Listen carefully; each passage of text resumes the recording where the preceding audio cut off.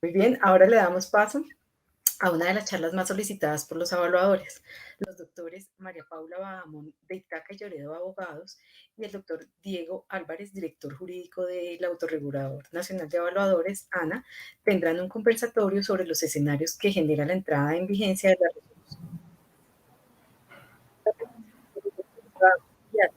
Tendremos una jornada de preguntas. Les agradecemos a los asistentes que nos envíen sus preguntas al correo electrónico mercadeo@ana.org para resolver, perdón, mercadeo@ana.org.co para resolverlas al final de la charla. También resolveremos algunas de las que ya tenemos, que hemos colectado en lo corrido de la semana. Entonces, estamos muy atentos a ustedes. Doctores Álvarez y doctora Bahamón, la palabra es de ustedes, los escuchamos. Muchas gracias por su compañía.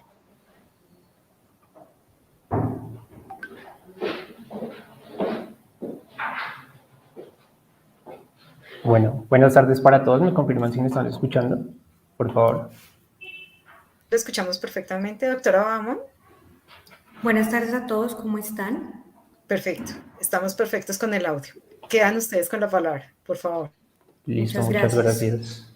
Bueno, el día de hoy, primero que todo, deseamos extender un cordial saludo a todos nuestros evaluadores. Hoy 13 de diciembre, Día del Evaluador, recordando que son ustedes el eje fundamental de este sistema de autorregulación y las personas más importantes en todo este engranaje que hemos venido construyendo a través de los años. El día de hoy con la doctora Bahamón tenemos a nuestro cargo exponerles o presentarles a ustedes cuáles son los escenarios nuevos que se van a presentar o que se están presentando con la entrada en vigencia de la resolución 63949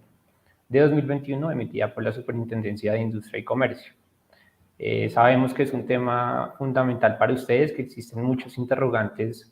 frente al tema, que es un tema, digamos, que es el tema de moda que se ha venido debatiendo a lo largo de los últimos meses en el sistema de autorregulación y decidimos intervenir en esta oportunidad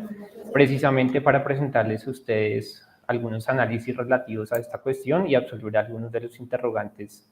que tengan sobre el tema. La doctora Bahamón y yo hemos decidido realizar esta conversación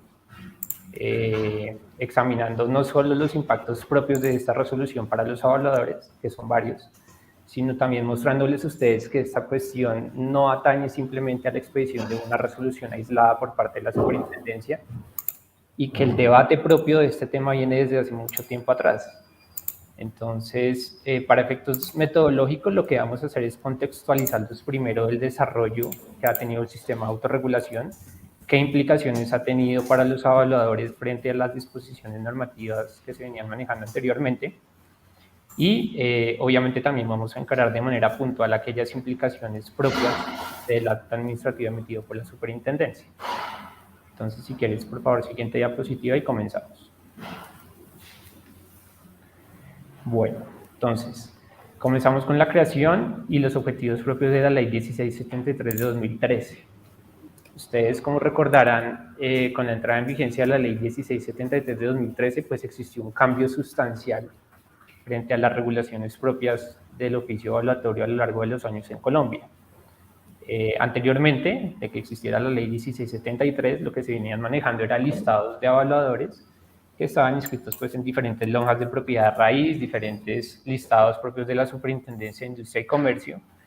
y los evaluadores que deseaban ejercer ese oficio simplemente se tenían que dirigir a uno de estos listados, cumplir con algunos requisitos exigidos en ese momento y podían desempeñar el oficio sin ningún tipo de limitación adicional. ¿Qué buscó la Ley 1673 entre muchos de sus cambios al sistema de avalúos? Pues el objetivo fundamental que está plasmado de hecho en el artículo primero de esa misma norma es profesionalizar y garantizar que el ejercicio del oficio evaluatorio se encuentre regulado y que propenda por la transparencia, la equidad y evitar el fraude entre los consumidores de avalúos. Ese, como tal, es el objetivo fundamental de la ley del evaluador, y la creación del registro abierto de evaluadores se erigió como el mecanismo idóneo para que a través de un protocolo único de registro todas las personas que deseaban realizar y hacer avalúos debieran encontrarse inscritos en el registro abierto de evaluadores. Sin embargo, como ustedes también recordarán, el acceso al registro abierto de evaluadores debía enmarcarse en el cumplimiento de determinados requisitos. Entonces, esos requisitos pues, son de naturalezas variadas,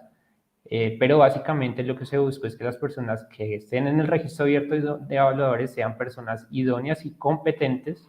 para ejercer debidamente este importante oficio. No cualquier persona está habilitada para ingresar al RA, y el legislador decidió interponer una serie de requisitos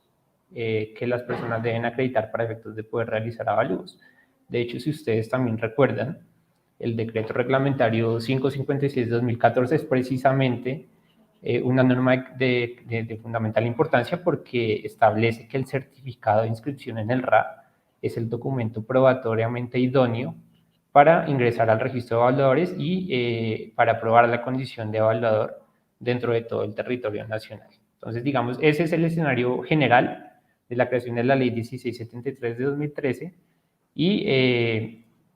para efectos de, digamos, introducirlos al tema de la inscripción, es pertinente recordar otra cosa importante, y es que la ley determinó dos requisitos o dos maneras, mejor, de acceso a ese registro. Entonces tenemos, por una parte, el régimen de formación académica que ustedes conocen, que está contemplado en el artículo 6º de la citada norma, y por otra parte tenemos el denominado régimen de transición.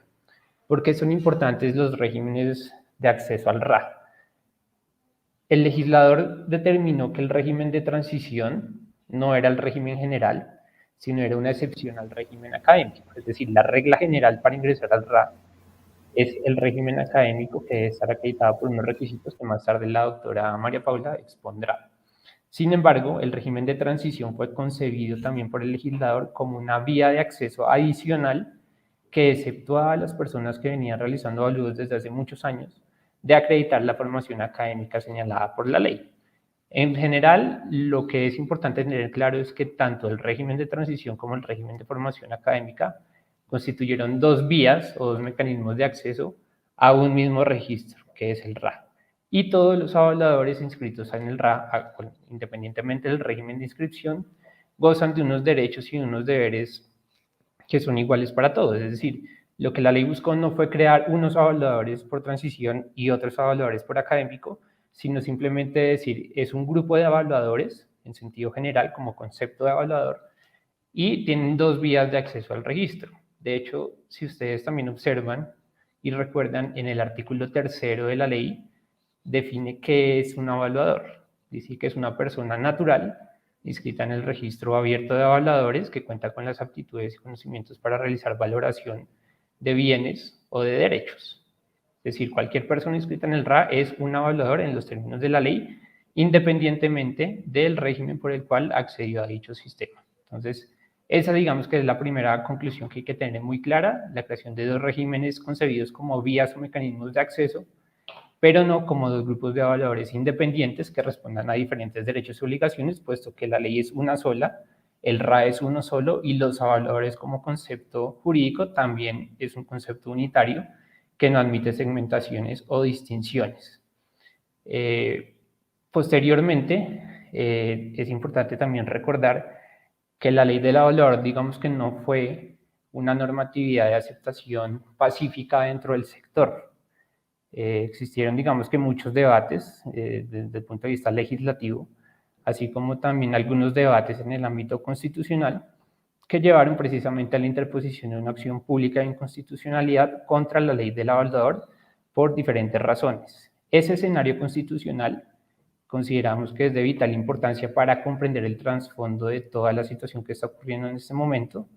Y a continuación, pues la doctora María Paula les explicará, digamos que de manera más puntual y más concreta, cuáles fueron los escenarios que se tocaron a partir de la sentencia de constitucionalidad y cuáles son los antecedentes relacionados con la protección de derechos fundamentales relacionados con el sector evaluatorio y con el ejercicio del oficio. Entonces, doctora María Paula, le cedo la palabra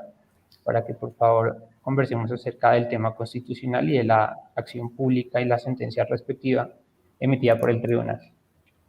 Diego, muchas gracias. Sí, efectivamente, como ya lo advirtió Diego, el tema no ha sido un tema pacífico. Sin embargo, lo que sí es cierto es que la ley 1673 de 2013 fue bastante enfática en situar el acceso al RA de una manera igualitaria para todos. Esto tiene, digamos, una connotación importante en relación con el derecho a la igualdad, que tiene una doble connotación, tiene una connotación de derecho fundamental y además de principio conforme al cual el Estado, la administración pública, debe regir sus actuaciones administrativas, reglamentarias, todo lo que por derecho le corresponde a la administración.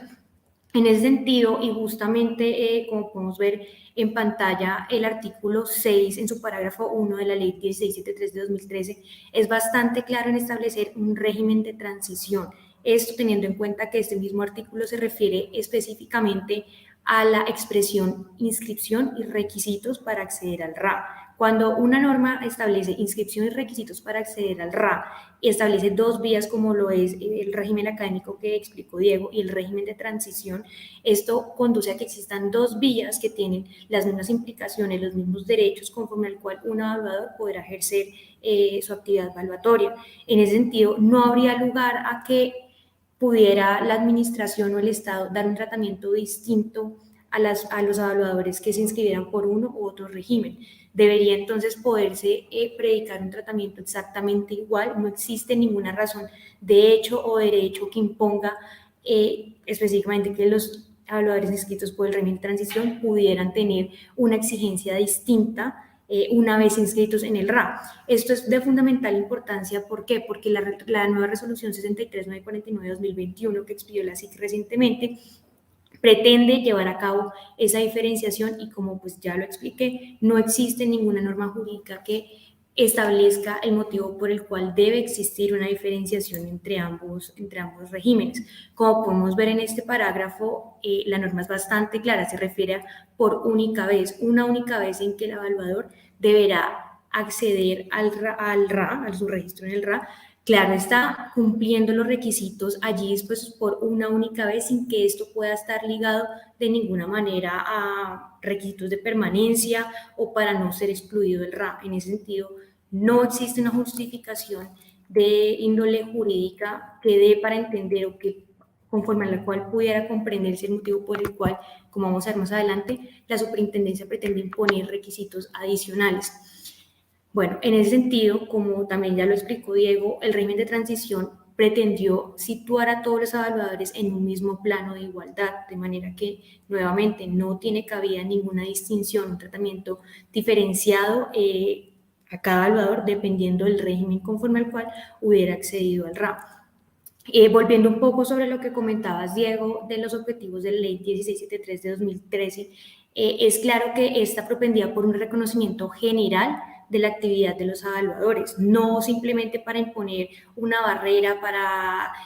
un poco dejar por fuera a distintos actores en el sector, no, contrariamente, lo que se quiso fue que la Ley 1673 de 2013 fuera ese marco normativo conforme al cual pudiera brindarse confianza en el sector, un nivel de transparencia que de pronto antes no podía ser tan claro. En ese sentido, pues como ya lo explicamos, no podría tener cabida un trato diferenciado. Precisamente como lo explicaba también Diego, la sentencia C385-2015 se ocupó de analizar la ley 1673 de 2013 en razón a una demanda de inconstitucionalidad presentada, en razón a que se invocaba la vulneración de derechos al debido proceso, de derecho al trabajo, derecho a la igualdad, y además se hacía alusión a una posible vulneración de normas en el sentido que al ocuparse de un oficio, de una posible vulneración del derecho al trabajo, se consideró que la ley debía ser expedida a través del trámite de una ley estatutaria. Ley estatutaria es estas normas que se refieren a derechos fundamentales, como sería en este caso, lo cual exigiría un procedimiento mayor, un procedimiento cualificado distinto al que tiene cualquier otra ley. Entonces, en ese sentido, la Corte se pronunció no solo de manera específica el régimen de transición, sino que además estableció específicamente que el régimen de transición cumplía un papel fundamental en la ley 1673 de 2013, en razón que hacía que esa barrera posiblemente que se podría configurar respecto del acceso al RA se eliminara. Esto es, el régimen de transición, no solamente en el marco del sector evaluatorio, sino en cualquier otra norma, se refiere a un mecanismo de protección para que los cambios producidos por un tránsito legislativo no afecten desmesuradamente a las personas que, de no, pues, a no tener un derecho adquirido, tengan una expectativa legítima. ¿Qué pasa? Aquí tenemos un grupo de personas que venía ejerciendo una actividad evaluatoria y que conforme a la entrada a la ley 1673 de 2013 podían verse afectados de cierta manera al no cumplir, pudiera ser el régimen académico, no tener la formación académica para poder acceder al RA. Entonces, lo que se quiso con la inclusión de este régimen de transición fue proteger a estas personas. Y a eso precisamente se refiere la Corte. Esto no viene de una interpretación simplemente de Ana en su condición de ERA, no. Esto viene avalado por la Corte Constitucional, a quien le corresponde específicamente velar y la salvaguarda de la Constitución, derechos fundamentales y todo lo que rige el Estado. Asimismo,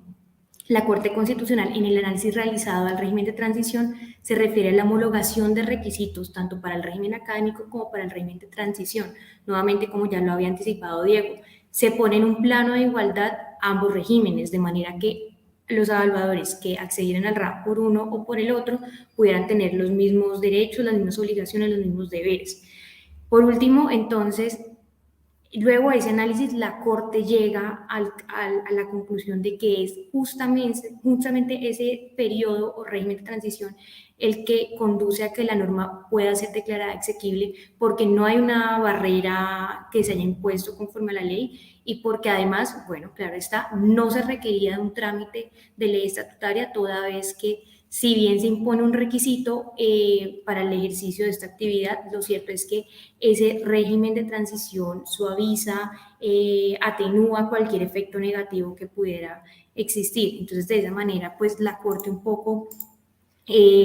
la posición de la Corte un poco resulta congruente con la posición que ha sostenido esta era, Ana, y adicionalmente debe ser tenido en cuenta por la SIC al momento de expedir cualquier reglamentación, como lo fue la resolución 73949 de 2021. Bueno, respecto de la nueva modificación, le doy la palabra a Diego, que nos va a explicar un poco qué efectos tendría esta nueva adición que lleva a cabo, que propone la resolución 63949 de 2021 y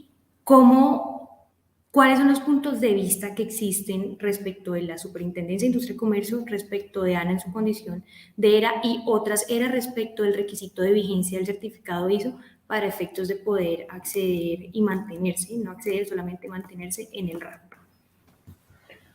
Así es, doctora María Paula. Es importante precisar también para los evaluadores que en este momento nos están escuchando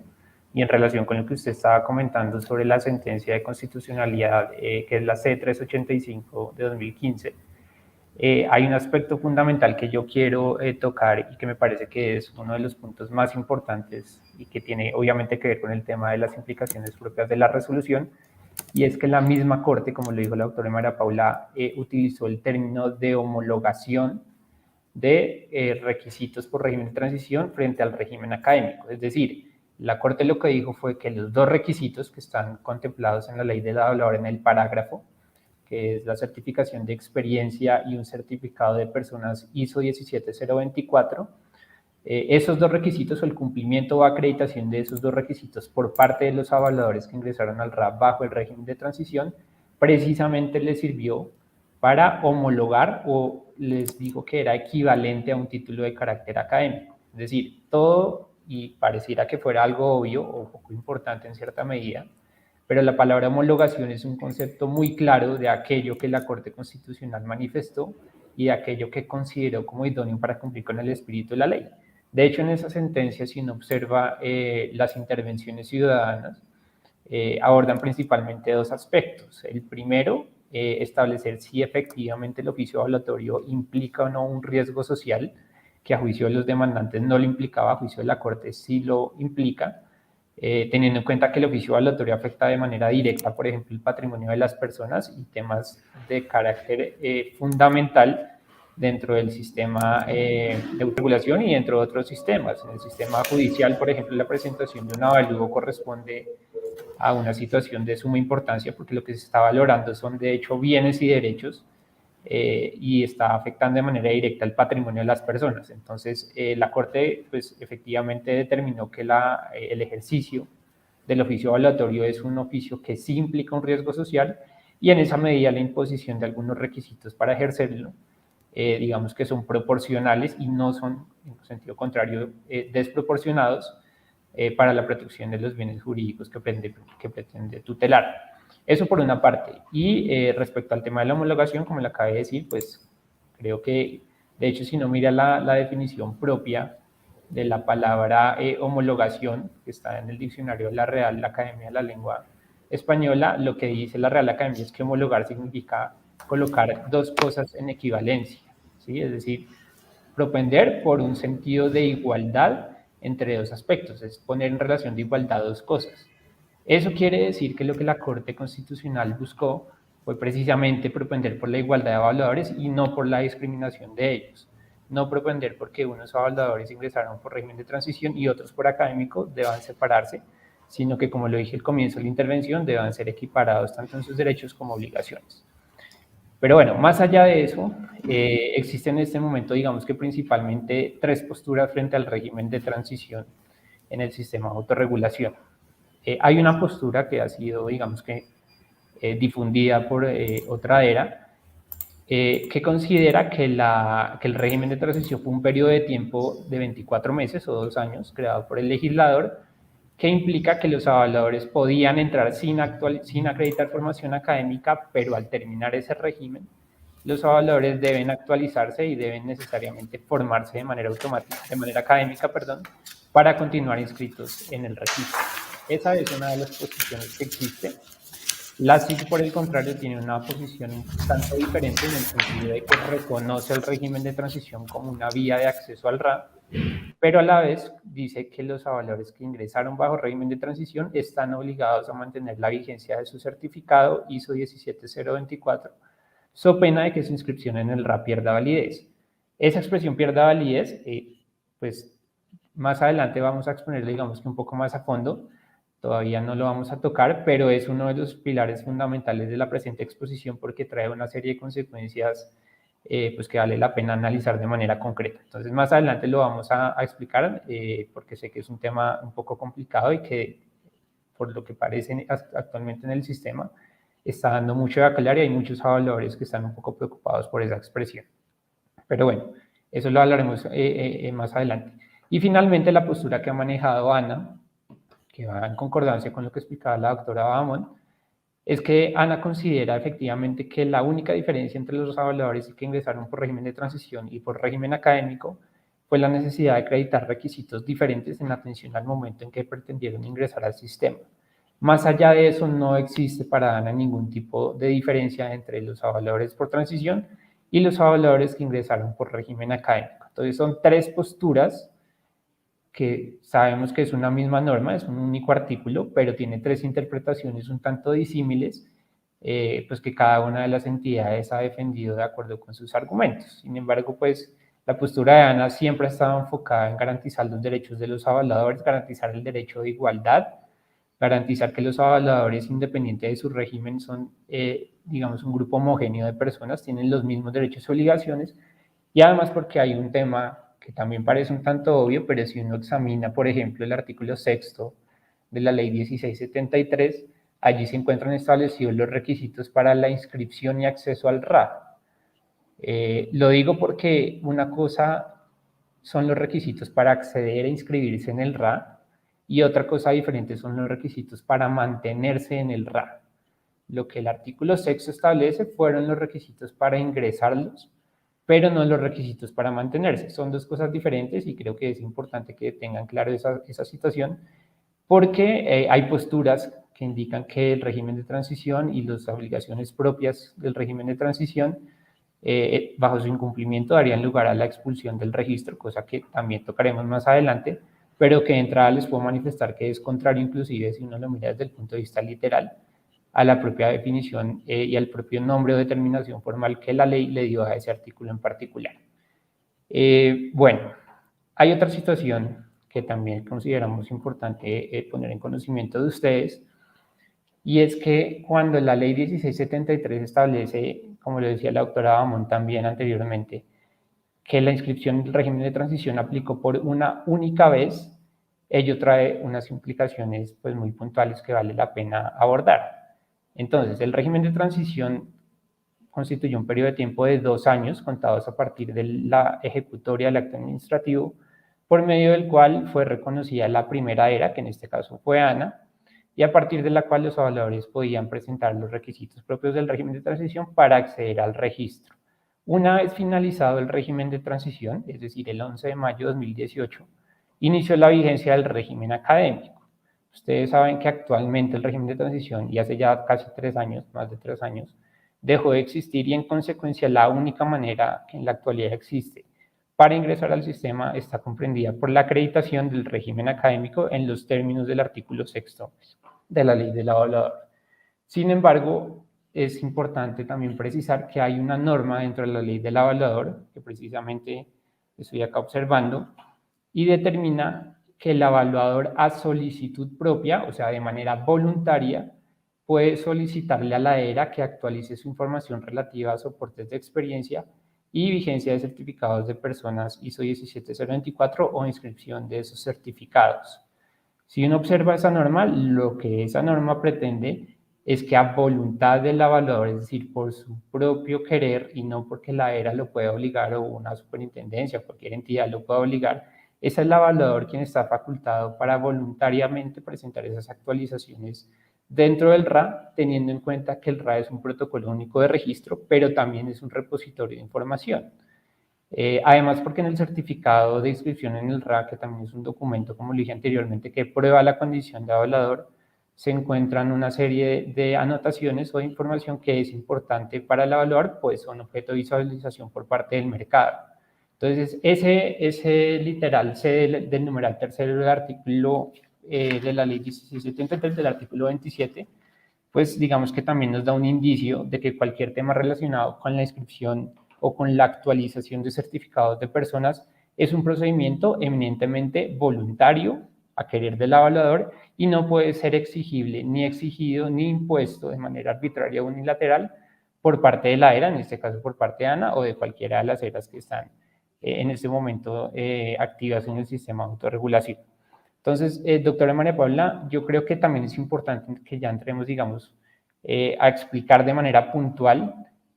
algunos conceptos propios de la resolución, que creo que le interesa a los avaladores. Yo iniciaría planteando la posibilidad de que les digamos a qué se refiere o qué implicaciones puntuales tiene el tema o la expresión que la superintendencia utiliza referente a la pérdida de validez de la inscripción de los avaladores que por régimen de transición no mantengan vigente su certificado de personas ISO 17024. Perfecto, Diego. Bueno, vemos que la resolución 63949-2021 impone una nueva carga a los evaluadores, pues que evidentemente no tiene asidero en la ley 1673 de 2013. Es una nueva imposición que la superintendencia por la vía de reglamentación pretende imponer de manera a nuestro modo de ver un poco injustificada, como que no tiene ningún fundamento, no tiene sustento, no vemos de dónde proviene ni la necesidad ni con qué competencia pudiera la superintendencia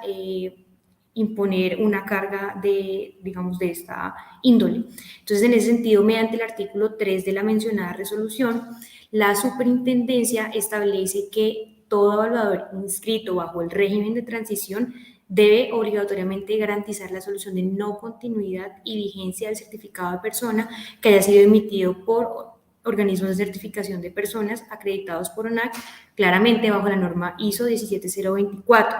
Todo esto, entonces, la superintendencia lo establece como una carga y además impone una consecuencia que es la pérdida de validez de la inscripción. Expresamente la superintendencia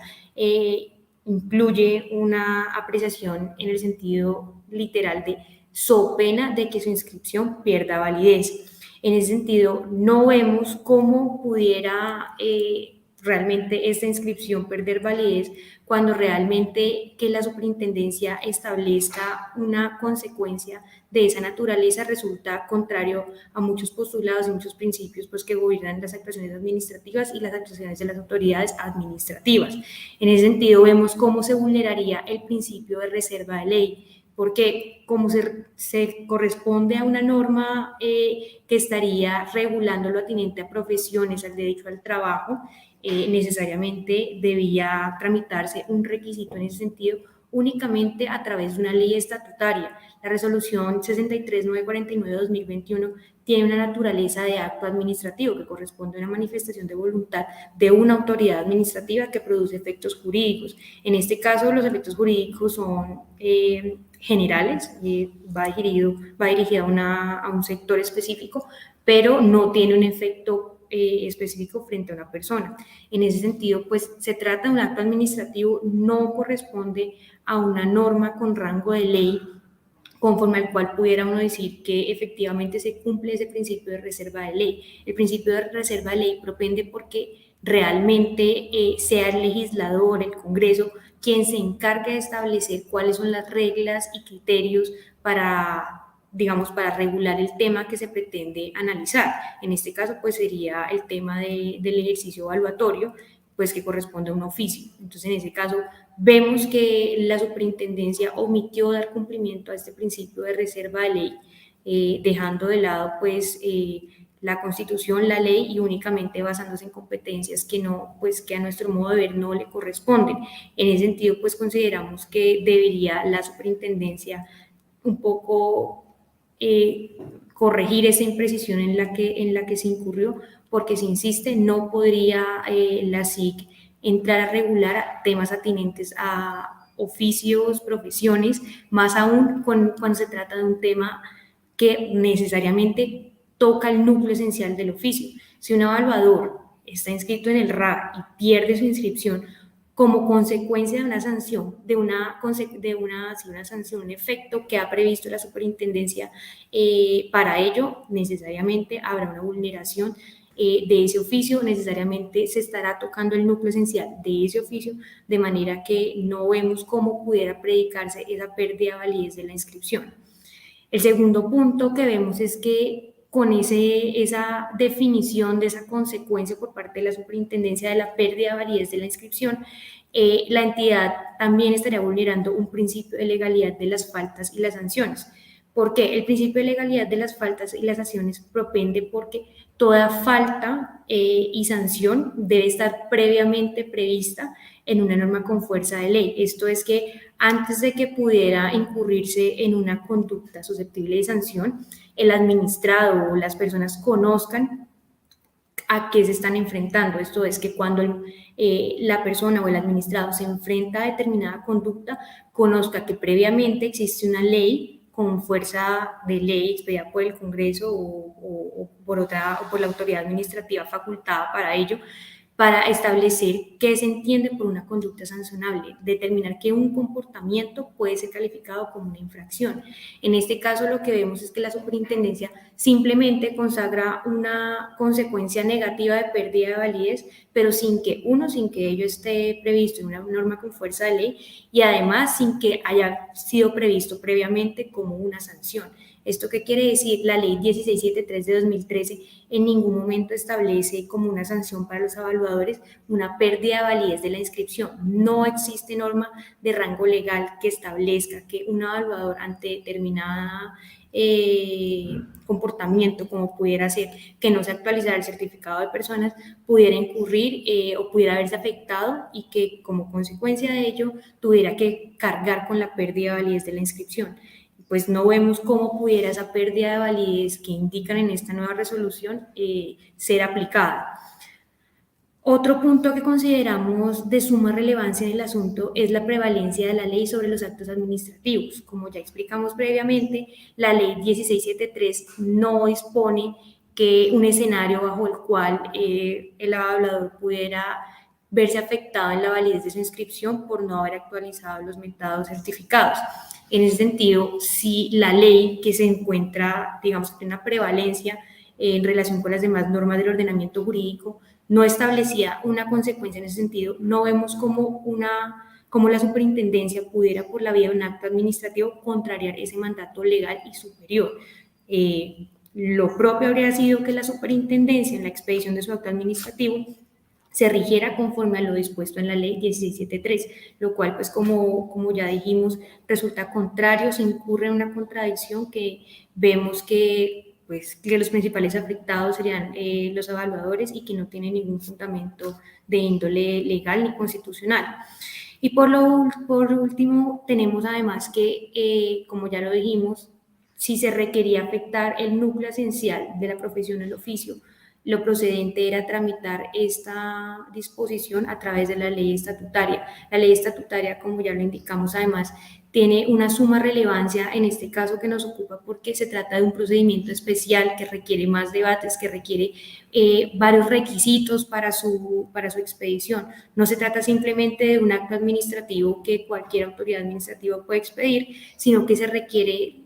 el adelantamiento de distintas etapas conforme a las cuales pudiera verificarse la procedencia de la ley, pudiera adelantarse distintos debates en una misma legislatura y pudiera verificarse que no existiera una vulneración como efectivamente sucedió en este caso.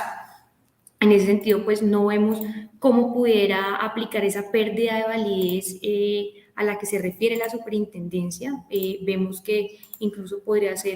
tendría un efecto inocuo en el caso, porque contrastando el acto administrativo de la resolución y contrastando la ley 17.3, vemos que no existe realmente una herramienta conforme a la cual pudiera aplicarse la consecuencia negativa. Entonces, bueno, lo otro además es que vemos que existen algunos escenarios conforme a los cuales pudiera enfrentarse la entrada en vigencia de esta resolución, claramente ante las dificultades que ha impuesto la superintendencia. Le doy la palabra a Diego para que nos ilustre un poco sobre el tema. Claro que sí, María Paula. Entonces, una de las preguntas, digamos que más recurrentes que han llegado al autorregulador en los últimos meses es precisamente que los evaluadores, ante la salida de la resolución, le preguntan a la entidad qué es lo que va a pasar a partir del 1 de enero de 2022 o a partir de la fecha en que la resolución entre en vigencia. La respuesta a esa inquietud, digamos que no es una sola. Hay que hacer, digamos que algunas aclaraciones previas frente al tema, porque efectivamente, si bien la resolución es un acto administrativo que goza de presunción de legalidad y es una resolución que en ese momento ya está expedida y tiene unos efectos claros determinados por la Superintendencia de Industria y Comercio, no es muy claro tampoco el tema referente a cómo es que se tiene que aplicar frente al sistema de autorregulación. Y paso a explicar por qué de esa situación. Hay un tema, o hay varios temas, que es importante reiterar. Uno de ellos es lo que manifestaba María Paula referente a qué hace referencia la expresión pérdida de validez que está contenida en el numeral 3.3 de la resolución 63949-2021. Si ustedes observan la ley del avalador, la pérdida de validez o la invalidez, podríamos llamarla, de la inscripción no existe en la normatividad legal como una sanción que pueda ser impuesta a un avalador dentro del sistema. Lo que la ley menciona y lo que el decreto reglamentario de la ley, el decreto 556 mencionan, son una serie de sanciones que pueden consistir, por ejemplo, en la amonestación escrita, en la suspensión del registro, en la imposición de una multa o en la cancelación y exclusión del avalador del RA. Sin embargo, dentro de esas 4 o 5 sanciones que he mencionado, pues como ustedes pueden ver, la pérdida de validez no existe. La pérdida de validez es un concepto indeterminado y absolutamente inconcreto que no responde a ninguno de los escenarios previstos ni por la ley ni por el decreto reglamentario. Esto también, aparte, digamos, que las posibles, digamos, inconvenientes que pudiera derivar desde el punto de vista operativo, pues tiene, digamos, que un trasfondo mucho más serio desde el punto de vista jurídico. Al no estar, por ejemplo, tipificada la sanción de invalidez en la norma, podríamos estar también dentro de un tema en el que los avaladores, incluso la misma era, podrían considerar que se están vulnerando los derechos a los avaladores. El derecho al debido proceso es una garantía, por ejemplo, fundamental y es una garantía constitucional, de rango constitucional, que está señalada y frente a la cual hay un grandísimo número de pronunciamientos por parte de la Corte, no solo constitucional, sino, digamos, de los tribunales supremos en Colombia. Y ese derecho fundamental del debido proceso pues tiene unas implicaciones, digamos que muy delicadas frente a cualquiera de los escenarios en los cuales se plantee.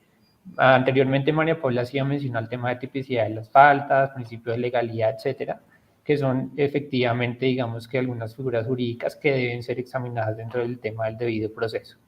Pero más allá de ello, esto también, digamos que los evaluadores, lo que debemos tener claro para cualquiera de los efectos que estamos manifestando es que el evaluador, a partir de la entrada de vigencia de la resolución 63949, no va a ser expulsado del RA de manera automática. Es decir, en cualquiera de los escenarios o en cualquiera de las posibles situaciones en las que se encuentre, el evaluador no va a ser expulsado del registro de manera automática.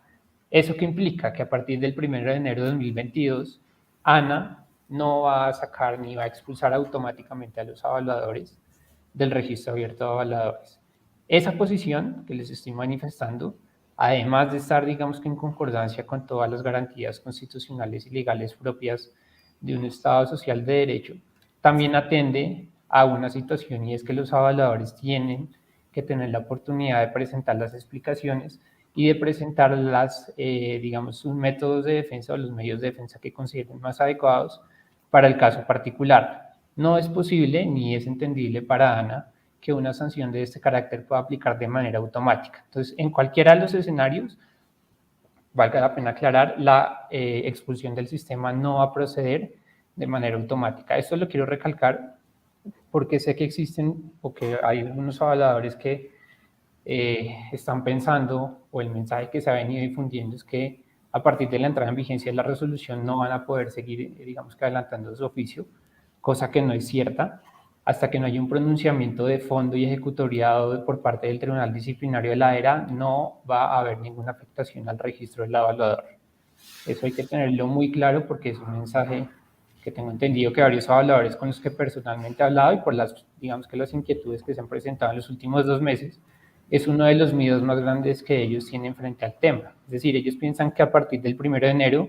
no van a poder seguir realizando evalúos porque la sanción opera de manera automática, cuando no es de esta manera. Eso creo que es un punto fundamental que hay que aclarar. Es un escenario en el que ANA ha, digamos que, debatido durante los últimos 2 meses arduamente desde el punto de vista legal con varios abogados. Nos hemos sentado y examinado, digamos que, las diferentes eventualidades, y en cualquiera de los casos sí hemos considerado que la protección de los derechos al debido proceso y a la defensa de los intereses de los evaluadores pues tienen que respetarse a través de un procedimiento de carácter disciplinario y a través del derecho de defensa que ellos puedan tener para brindar las explicaciones del caso o para, digamos que, manifestar cualquiera de las actuaciones que consideren relevantes dentro de dicho procedimiento. Por otra parte, y recordando también lo que decía la doctora María Paula anteriormente, es importante recordar, y vuelvo a la sentencia de constitucionalidad de la Corte, que la razón por la cual la Corte estima que la ley del evaluador, por ejemplo, no tenía el carácter de ley estatutaria y aún así se expidió, tiene que ver con que reguló simplemente y estableció unos requisitos para el correcto ejercicio o el adecuado oficio o el adecuado ejercicio del oficio, no para su restricción. ¿Qué tiene que ver esto con lo que estaba manifestando anteriormente? Pues que obviamente cualquier afectación de carácter sustancial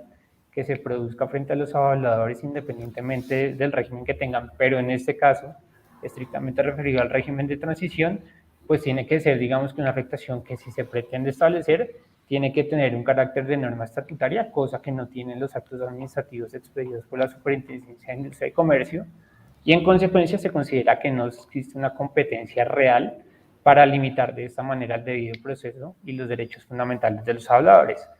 Y hay otro tema también que es muy importante y que varios evaluadores lo han preguntado y lo han mencionado y que consideramos necesario precisar, y es que los evaluadores inscritos bajo el régimen de transición, al momento de ingresar al registro, consolidaron una situación de hecho que venía soportada bajo la realización del oficio evaluatorio durante varios años. Es decir, ellos adquirieron un derecho, tienen un derecho adquirido que está materializado por la posibilidad que tienen de ejercer el oficio después de la expedición de la ley 1673 y sé que se encuentra soportado en, digamos que su trayectoria y la experiencia adquirida con anterioridad a la entrada en vigencia de esta ley. Entonces, simplemente para determinar que las exigencias que están planteadas por la ley 1673 de 2013 para acceder al RA no buscan impedir o prohibir el ejercicio del oficio, sino optimizarlo, cosa diferente a la consecuencia que está planteada en la resolución de la superintendencia, donde la consecuencia obvia y la consecuencia que la superintendencia pretende exponer o imponer es la prohibición del ejercicio del oficio por parte de dichos avaladores, lo que a su vez afecta de manera directa el núcleo esencial del derecho a escoger profesión o oficio. Entonces, digamos que una de las metas o digamos de las opciones que teníamos para abordar este tema era precisamente ambientar el tema desde el punto de vista constitucional, porque no, como les dije anteriormente al principio de la intervención, no se trata de una resolución aislada o una resolución que pretende imponer, digamos que temas novedosos, sino que esto viene desde hace mucho tiempo. ¿Sí? Entonces, el tema constitucional es muy importante para determinar el tema de los derechos adquiridos, del derecho al debido proceso, de qué fue lo que el legislador buscó con la imposición de un régimen de transición, de cuántas veces los avaladores debían presentar los requisitos para acceder al registro, que ya vimos que es por una única vez. Creo que la expresión por una única vez que está en el artículo 6 es muy clara, creo que no da lugar a muchas interpretaciones. Entonces, bajo ese escenario, pues, y con todos los argumentos que hemos mencionado anteriormente, sí hemos considerado y sí tenemos la clara postura de que los requisitos que los avaladores bajo régimen de transición presentaron cuando accedieron al RA no debían ser nuevamente digamos, requeridos, sino que aplicaron durante la vigencia de ese régimen que hace ya más de 3 años venció, cosa que tampoco tiene sentido, puesto que la superintendencia no puede imponer cargas desproporcionadas e inequitativas a evaluadores después de 3 años y medio de que terminó el régimen de transición. ¿Sí? Eso sería, digamos, que un claro desconocimiento tanto de la ley del evaluador, así como también de los derechos de los evaluadores adquiridos desde hace ya mucho tiempo y que en la vida real, digamos que, o en la realidad de los hechos, no podrían ser desconocidos. Pero bueno, más allá de eso, voy a presentar, digamos que de manera concreta, cuáles son los posibles escenarios a los que se podrían ver adecuados los evaluadores, porque existen varios casos y no todos los casos son iguales. Por eso al comienzo también dije que la respuesta no era una única respuesta, digamos, sino que existen varias posibilidades. Entonces, por ejemplo, existen casos de evaluadores que ingresaron bajo el régimen de transición que aún tienen el certificado ISO 17024 vigente.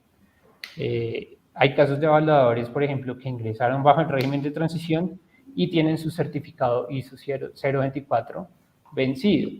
Hay casos de evaluadores que tienen su certificado ISO 17024 vigente y además de ello también tienen formación académica dentro del registro. Y finalmente hay evaluadores que tienen el certificado ISO 17024 vencido y no tienen formación académica dentro del registro. Entonces son varios escenarios dentro de los cuales digamos que los efectos son diferentes en atención a cada uno de los casos particulares. ¿Cuál es, digamos que, el modo a seguir o el paso a seguir dentro de cada uno de estos casos? El evaluador, por ejemplo, que esté con el certificado ISO 17024 vigente, tiene la posibilidad de renovarlo ante la entidad correspondiente, que en este caso es el Registro Nacional de Evaluadores, o saberlo en las certificaciones, y de esta manera puede continuar inscrito en el registro bajo el régimen de transición sin ningún tipo de inconveniente. Este proceso, digamos que no depende exclusivamente de ANA, es un escenario que estoy simplemente planteando. El certificado de personas, aun y cuando se considera que su renovación es absolutamente voluntaria, pues digamos que corresponde a un documento que el evaluador en muchos casos considera como una ventaja competitiva o como un requisito especial de contratación que puede tener dentro del diario vivir. Entonces, si la persona desea voluntariamente renovar dicho certificado, pues obviamente tiene que adelantar los procesos respectivos ante Saber Lonjas o ante el RNA, quienes les darán las instrucciones relativas para que puedan hacerlo. Hay otro escenario de los que mencioné anteriormente que es particularmente, digamos que confuso para los evaluadores, y es el caso en los que el evaluador tiene formación académica y también tiene el certificado de personas, o mejor dicho, ingresó al RAB bajo el régimen de transición. Entonces la pregunta obvia que viene en ese momento es, bueno, ¿qué pasa si yo dejo vencer mi certificado de personas, pero yo tengo formación académica relacionada en el RAB, o la tengo, digamos, que registrada en el registro abierto de evaluadores? Bajo este entendido, lo que siempre se ha manifestado y lo que siempre se ha dejado claro a los evaluadores es que los efectos de esta resolución pues rigen a partir de enero de 2022 y por lo tanto por ahora, hasta este momento, a día de hoy, que no ha llegado primero de enero de 2022, digamos que la resolución no está surtiendo los efectos que están contemplados en sus disposiciones. Entonces, en ese caso,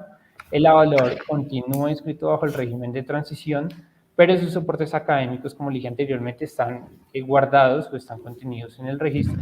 y eventualmente podría adelantar un proceso que también está contenido en la resolución, que es el proceso de actualización de régimen de transición a régimen académico.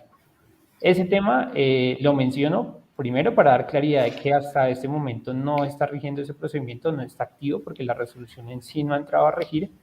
Y también para aclarar un tema, y que más adelante la doctora María Paula lo va a tocar más a profundidad, y es lo relativo a que la formación académica, o mejor dicho, la actualización de régimen de transición a régimen académico no opera de manera automática. Cuando digo no opera de manera automática, significa que la formación académica en la cual el evaluador pretenda soportar su solicitud de actualización de régimen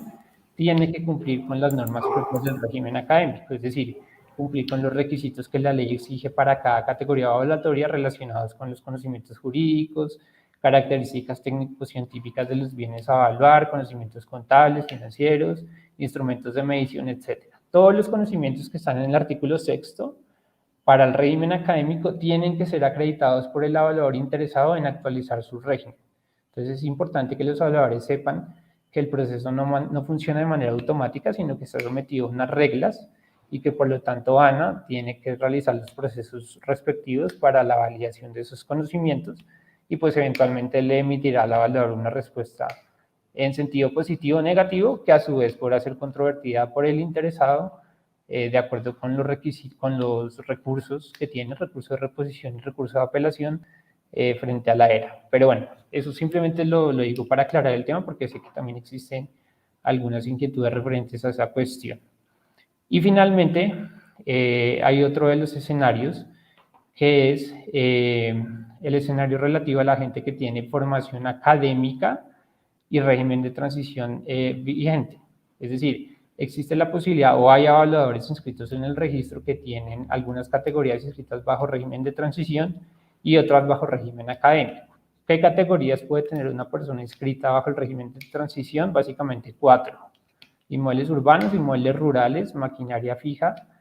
e inmuebles especiales. Categorías 1, 2, 6 y 7. Ninguna otra categoría puede estar inscrita bajo el régimen de transición. Entonces, si el evaluador está interesado en prorrogar esos certificados, como dije anteriormente, le solicito que se dirija por favor a las instituciones RNA o Saberlonjas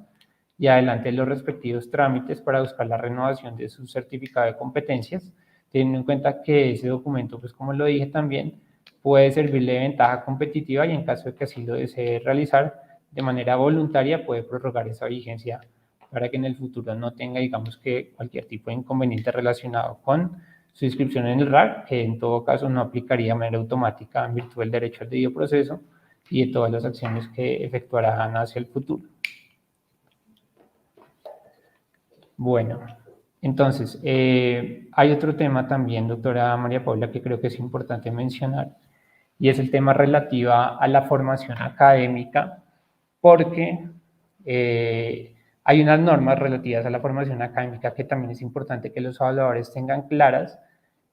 más aún teniendo en cuenta que en los últimos 2 meses lo que se ha evidenciado desde el punto de vista de ANE, creo que muchos evaluadores también lo han venido preguntando, es que hay, digamos, instituciones o hay ofertas académicas que le proponen al evaluador o le prometen la inscripción en el RAN en determinadas categorías evaluatorias, digamos que de manera expedita y sin el cumplimiento de unos requisitos que es importante reiterar, para que los evaluadores tengan conocimiento de esto y digamos que no sean estafados en su buena fe, y pues es importante que tengan la claridad pertinente sobre qué deben cumplir cuando desean ingresar al RA o actualizar categorías bajo el régimen académico. Lo mencionaba Diego, efectivamente, bueno, con la entrada en vigencia, bueno, la expedición de esta nueva resolución por parte de la superintendencia y la posibilidad o el escenario que se podría plantear para los evaluadores que cuenten con que tengan la intención de poder acceder o mantenerse en el RA conforme a la formación académica, como ya lo advirtió Diego, deben tener en cuenta esta inscripción no es automática. El hecho de que estuvieran en régimen de transición en el RA y que posteriormente tuvieran la intención o el propósito de quedar inscritos bajo el régimen académico, esta posibilidad no es automática, no necesariamente por la entrada en vigencia, la expedición de la resolución por parte de la superintendencia, no faculta a que pueda haber precisamente esa inscripción automática sin el cumplimiento de mayores requisitos. En este caso, es importante cumplir los artículos previstos en el artículo 6 de la ley 1673. Es importante que verifiquen que los evaluadores cumplan la carga de revisar que los programas académicos ofrecidos por las instituciones cumplan con los requisitos exigibles. En este caso, pues deben tener en cuenta que existen dos mecanismos para acceder al RA por la vía del régimen académico, esto es por la institución de educación superior o a través de instituciones para el trabajo y desarrollo humano. Deben tener en cuenta que por más que estas instituciones prometan un acceso automático, necesariamente debe existir una revisión por parte de cada era para verificar que los programas ofrecidos por esas instituciones cumplan con lo dispuesto en la ley. No será, por más que se invoque la aplicación de esta resolución, por más que se traiga a colación la publicidad o el ofrecimiento de un curso que se compromete al acceso automático al RA, no será posible acceder a ello si la era en cuenta que no se cumplen los requisitos, digamos, para tal fin. Entonces, el caso es que una vez tengan en cuenta cuál es el ofrecimiento que hace la institución, verifiquen el debido cumplimiento de este programa, de los requisitos que ahora explicó Diego y sobre lo que ahora nos va a profundizar, de manera que puedan tener certeza de que con ese cumplimiento de los requisitos la ERA va a poder acceder a esa inscripción. Nuevamente se insiste, cada solicitud necesariamente debe ser estudiada por cada ERA en atención al cumplimiento de los requisitos pues ya indicados, de tal manera que el llamado es a que nuevamente tengan en cuenta esos requisitos. No existe ningún ingreso automático al RA, mucho menos en atención a la expedición de esta resolución que, pues digamos que cuyo análisis nos ocupa, de modo pues que es el llamado para que tengan mucho cuidado, tengan certeza de lo que realmente les estaban ofreciendo y que tampoco por el simple hecho entonces de tener la posibilidad de acceder a ese régimen académico solamente tenga que ver con la solicitud y ya no, deben acreditar todos los requisitos dispuestos en la ley para ello. No sé si Diego consideras importante entonces que profundicemos en los requisitos. Sí, señora, es importante para los evaluadores que tengan claridad sobre los requisitos necesarios a acreditar para efectos de ingresar al registro, independientemente de qué tipo de formación elijan. Tenemos claro que hay dos maneras básicamente de ingresar al trabajo en régimen de formación académica. Una es a través de programas de educación superior que comprenden carreras técnicas, tecnológicas, carreras profesionales, especializaciones, maestrías, doctorados, postdoctorados, etc. Y otra manera es a través de las denominadas instituciones para el trabajo y el desarrollo humano, que ofrecen técnicos laborales por competencias. Sin embargo, aunque los dos tipos de formación son reconocidos por la ley para efectos de ingresar al registro, no comparten los mismos requisitos. Cuando un evaluador ingresa, por ejemplo, por la metodología, por el mecanismo de formación en educación superior, pues tiene que presentar obviamente su diploma profesional, su título profesional, acompañado de los certificados de descripción de materias con descripción de sílabus, donde la ERA pueda evidenciar que los conocimientos adquiridos abordan efectivamente las temáticas propias de su estudio para las categorías que solicite. Sin embargo, en el caso de las instituciones para el trabajo y el desarrollo humano, hay una serie de requisitos adicionales. Si bien el evaluador o el interesado puede acceder a través de un certificado de aptitud ocupacional, que sería el título en este caso, y con la descripción de los sílabos, también es claro que este tipo de formación tiene unos requisitos que están puntualmente señalados por el decreto 4904/2009 expedido por el Ministerio de Educación. A grandes rasgos, lo que ese decreto menciona es que cuando un evaluador, bueno, no se refiere puntualmente al tema de los evaluadores, pero sí a los técnicos laborales por competencia, dice que los técnicos laborales por competencia tienen que cumplir con una serie de requisitos tales como, primero, que la institución educativa cuente con licencia de funcionamiento debidamente expedida por una Secretaría de Educación. Segundo, que el programa académico, es decir, el técnico laboral como tal, cumpla con el requisito de encontrarse registrado ante la Secretaría de Educación distrital, municipal o departamental, dependiendo del caso. También hay un requisito especial y es que esa formación, o sea, el técnico laboral cuente con una intensidad igual o superior a 700 horas teórico-prácticas. Este requisito, quiero hacer hincapié en él porque no es cierto que con una formación inferior a 700 horas teórico-prácticas el requisito se cumpla. Entonces es importante que los evaluadores sepan que cuando están, digamos, frente a una oferta relacionada con un técnico laboral por competencias, deben verificar tanto el registro del programa como la licencia de funcionamiento de la institución y también el cumplimiento de la intensidad horaria que exige la norma, que son las 700 horas teórico-prácticas a las que anteriormente hice referencia. ¿Sí? Entonces es muy importante y reitero la invitación a que el evaluador, por favor, verifique correctamente, porque en el estado actual de las cosas, ANA y cualquier otra era, pues tienen que efectivamente realizar la validación de esos conocimientos, pero esa validación pues está, digamos que soportada en los requisitos del artículo 6. ¿Sí? Entonces, ante el incumplimiento de cualquiera de estos requisitos, pues obviamente la ERA no va a poder aceptar la formación del aspirante y no va a poder ser una formación efectiva que le permita ingresar al registro, cosa que digamos que no es el escenario más ideal para los evaluadores. Entonces, por favor, verifiquen bien el requisito y pues digamos que es la invitación puntual frente a este tema, porque sabemos que existen algunas instituciones que están ofreciendo formaciones que no cumplen con los requerimientos propios de la ley y del decreto 4904/2009. Eso es importante reiterarlo. Hay otro tema, doctora María Paula, y es que algunos evaluadores no tienen claro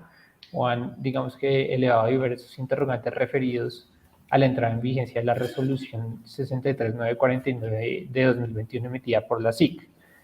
La resolución fue emitida en el mes de octubre de este año y su vigencia en el artículo 8 está determinada para el 1 de enero de 2022, en principio. Sin embargo,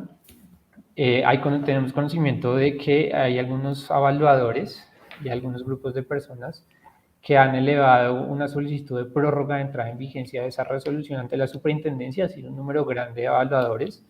que sustentaron esa solicitud en la violación de derechos adquiridos, en la violación o en la imposibilidad que tiene la superintendencia básicamente de imponer cargas novedosas y desproporcionadas al ejercicio del oficio. Y como consecuencia de ello, existe un proyecto de resolución que se encuentra publicado en la página de la Superintendencia de Industria y Comercio, donde el ente de control difiere la entrada en vigencia o prorroga la entrada en vigencia de esa resolución hasta el 1 de enero de 2023, es decir, dentro de aproximadamente un año.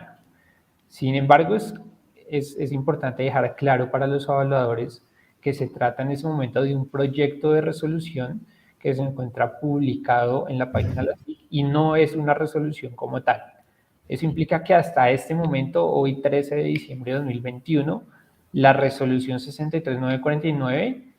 dice que la entrada en vigencia es a partir del 1 de enero de 2022, sin perjuicio de que cuando salga una resolución nueva que modifique ese artículo 8, la vigencia quede prorrogada para el 1 de enero de 2023. Pero hasta este momento, la vigencia sigue de la misma manera. Lo digo simplemente a modo informativo, porque además hay varios evaluadores que han planteado una inquietud que es muy válida y que comparto, y es donde han dicho, bueno, la superintendencia nos pretende obligar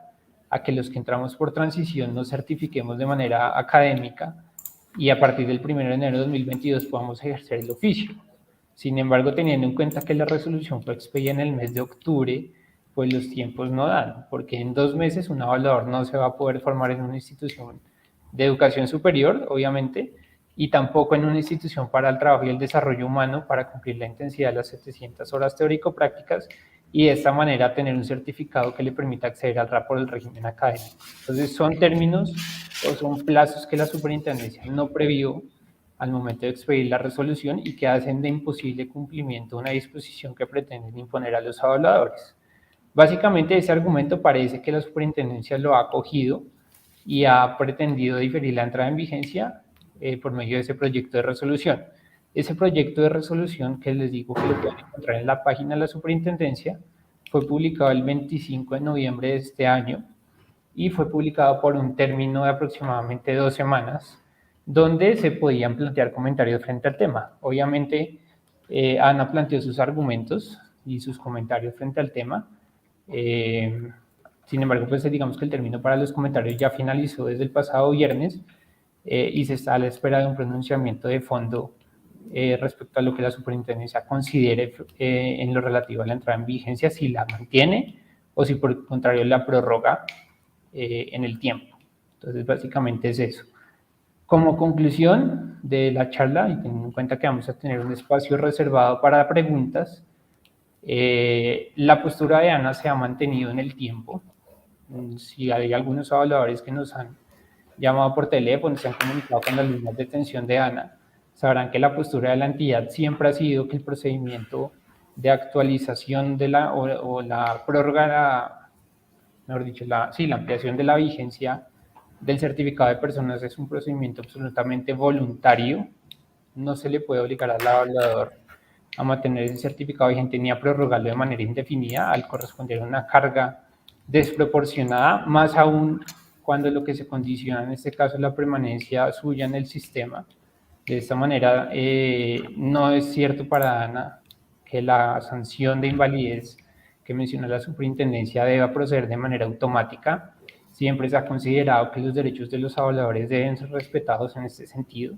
Ellos tienen derechos adquiridos que deben ser defendidos en cualquiera de los escenarios y, en consecuencia, lo que siempre se ha propendido es porque se adelanten los procedimientos de acuerdo con la protección de dichas garantías constitucionales, las cuales vienen reconocidas desde la misma sentencia de la Corte Constitucional y desde la misma concepción propia de la ley del evaluador, que buscó eliminar barreras entre evaluadores y no crearlas, y no crear grupos de evaluadores con diferentes derechos y obligaciones, cuando lo cierto es que la ley solamente concibió a los evaluadores como un grupo homogéneo, estableció 2 métodos de ingreso, pero a partir de su entrada en el registro, pues corresponden a derechos y obligaciones idénticas que no pueden ser desconocidas por la superintendencia a través de un acto administrativo que no corresponde a una ley de carácter estatutario y que por lo tanto no le otorga competencias para modificar este tipo de cuestiones. Claro, podría además concluirse que si la ley 1673 establece precisamente la necesidad de poder prevenir riesgos sociales, de poder establecer la manera correcta en que debe ejercerse la actividad evaluatoria y además los requisitos para efectos de acceder, inscribirse en el RA, no habría ningún lugar a que una autoridad administrativa pudiera establecer requisitos adicionales no dispuestos por el legislador para permanecer en el RA, cuando realmente la superintendencia en este caso no tiene la competencia legal para imponer esas cargas desproporcionadas a las que se ha referido Diego, más aún teniendo en cuenta que ha sido propiamente el legislador, el Congreso de la República, quien ha establecido requisitos de inscripción para acceso al RA por una única vez a través de la vía del régimen de transición. De esa manera, pues no podría tener ninguna cabida, no sería procedente esa estipulación de la parte de la superintendencia, además teniendo en cuenta el principio del derecho al debido proceso, el derecho a la igualdad, como lo dijimos también en nuestra exposición, el principio de reserva de ley, que corresponde únicamente a una competencia del legislador de pronunciarse frente a estos temas delicados y de sumo cuidado, como pudiera ser el oficio evaluatorio. Y asimismo, pues podemos ver que en todo caso, la superintendencia debía sujetarse a lo que estaba expresamente permitido en el ordenamiento jurídico para ella. Como lo pudimos observar, examinar a lo largo de la exposición, la superintendencia debía regirse por el principio de legalidad, someterse únicamente a aquellas competencias que estaban previamente descritas en el ordenamiento jurídico y como también reflexionaba Diego, en este caso el tema constitucional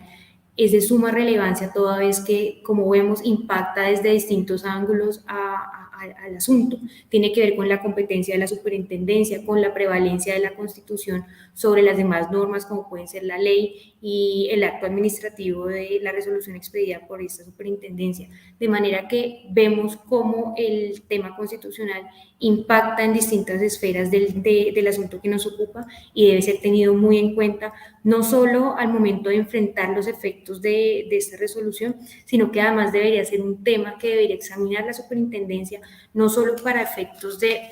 prorrogar la entrada en vigencia de la norma, sino un poco para precisar cuál va a ser el efecto que estas normas van a tener en el sector valuatorio, un poco precisando o delimitando el efecto que esta superintendencia pretende dar a la pérdida de validez de la inscripción en el RAP. Entonces, pues, es como las precisiones que consideramos importantes tener en cuenta frente a este acto recientemente expedido por la superintendencia.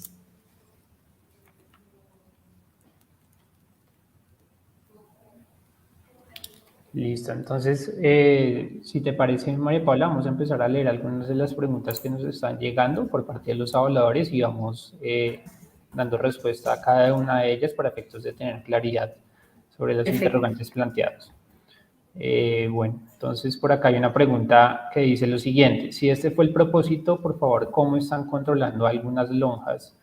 que avalan los avalúos que hacen personas particulares sin RA? Doctor Diego, si le parece, regáleme un segundito, las leemos en orden de llegada. Vale. Esta semana recibimos varias, entonces empezamos por acá si les parece bien. Bueno, vamos aquí, tenemos bastantes inquietudes, cosa que nos alegra muchísimo. Bueno, arrancamos con las que nos llegaron durante el transcurso de la semana, las 6 más frecuentes.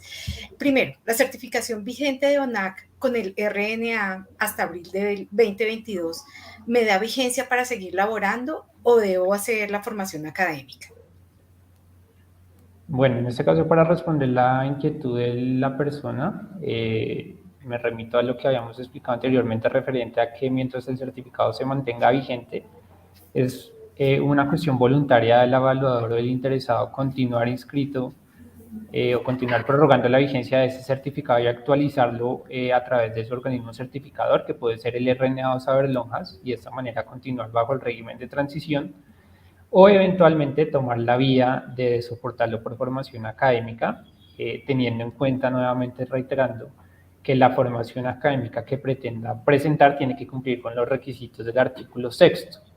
Entonces, mientras la persona esté inscrita en el registro, pues no tiene ningún inconveniente, puede seguir realizando avalúos de manera normal y ya corresponderá a una decisión propia del evaluador si desea o no voluntariamente mantener el certificado vigente, si lo desea hacer, iniciar los procesos respectivos, y si no, validar que su formación académica cumpla con esos requisitos para efectos de actualizar el régimen en caso de que sea procedente y una vez haya entrado en vigencia la resolución de la superintendencia, que como vimos hasta este día, o sea, hasta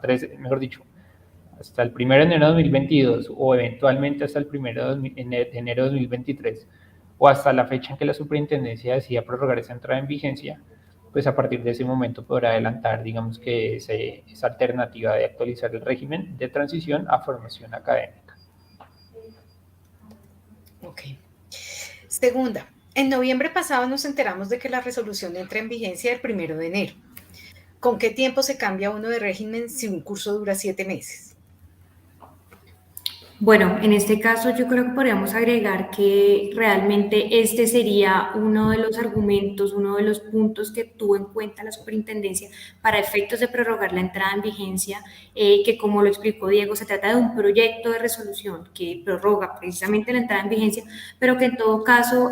vemos que ha sido uno de los argumentos que ha tenido en cuenta la superintendencia, dar un poco de tiempo a los evaluadores que consideren que pueden ajustarse a esa nueva regulación de manera que no se vean afectados sus intereses y que puedan seguir inscritos en el RA sin ninguna dificultad o inconveniente. Ok. Y una pregunta un poco complementaria, la tercera. Quienes tenemos contratos que se reactivan automáticamente, ¿nos quedaremos sin trabajo también por falta de tiempo? Claro, en ese caso vemos que bajo la luz del proyecto de resolución, pues ya los evaluadores tendrían un plazo para poder ajustarse a esa nueva regulación, un plazo de un año adicional, contado además a partir no solamente desde enero, sino teniendo en cuenta que la resolución fue expedida en octubre, se tiene poco más de un año para que pudieran ajustarse y pudieran pues no verse afectados en sus intereses económicos y patrimoniales. Ok. En cuarto lugar, nos preguntan, al presentar exámenes para aplicar al régimen de transición, se nos dijo que era por única vez y que adquiríamos un derecho que hoy están desconociendo. ¿Esto nos perjudica? ¿Acaso no nos están violando el derecho al trabajo y acaso no nos están desconociendo el derecho adquirido? Bueno, para responder esa pregunta, yo creo que tiene mucho que ver con lo que explicamos también al comienzo de la charla. Efectivamente, la imposición de requisitos adicionales como los que pretende imponer la Superintendencia de Industria y Comercio afecta de manera directa los derechos adquiridos de los trabajadores que ingresaron al RAP por régimen de transición y obviamente también afecta a su derecho al trabajo. En ese sentido, es importante, digamos, que tener claro que el desconocimiento de estos derechos por parte de la Superintendencia de Industria y Comercio por medio de la resolución que estamos examinando en este momento, pues constituye un escenario que debe ser debatido desde el punto de vista jurídico para conocimiento de los evaluadores.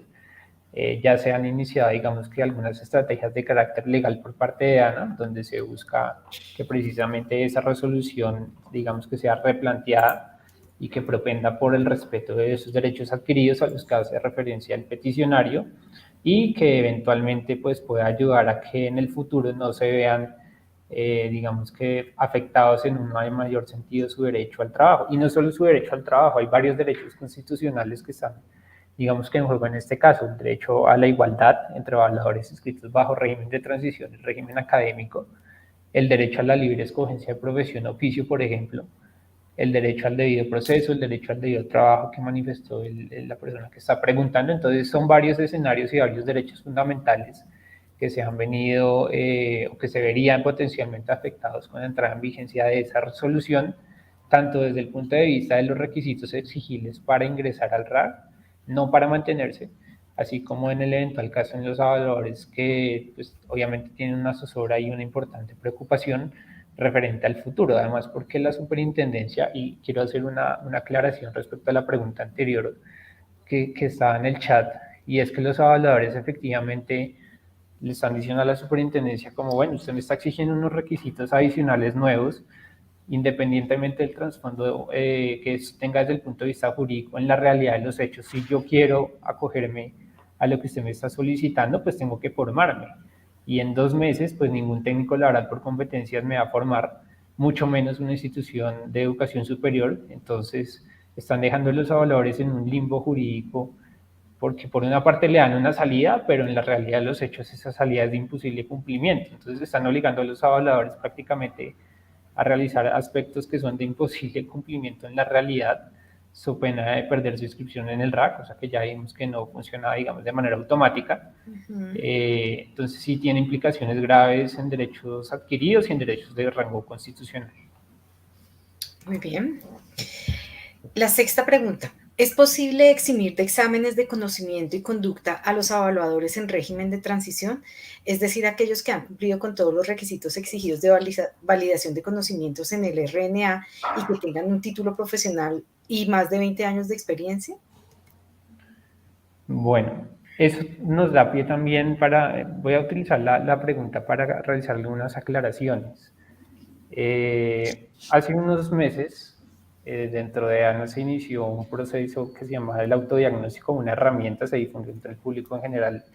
y entre los evaluadores precisamente una herramienta de autodiagnóstico que buscaba validar el estado de conocimiento de los tasadores frente al marco legal de su actividad y frente a aspectos técnicos de avalúos.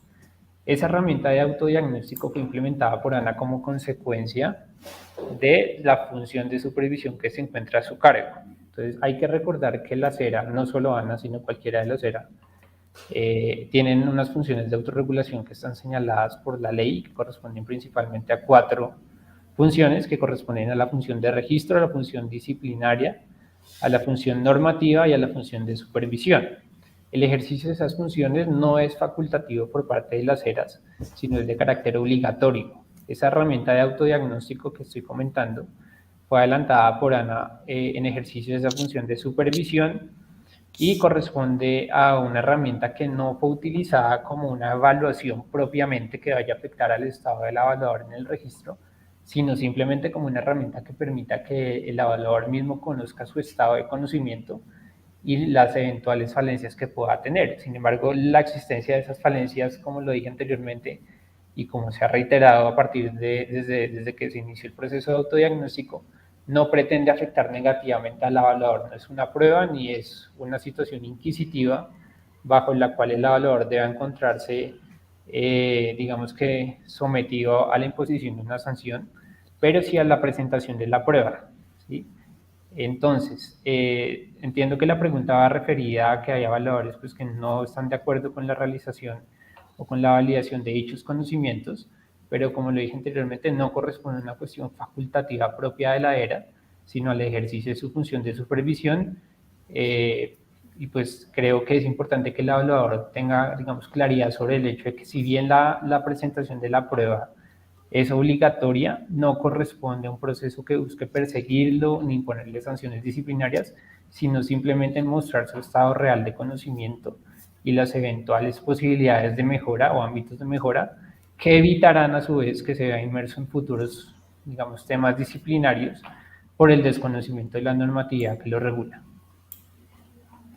Muy bien. Bueno, ahora vamos con las preguntas que tenemos acá en el auditorio virtual. ¿Cómo están controlando algunas lonjas que avalan los avalúos que hacen personas particulares sin RA?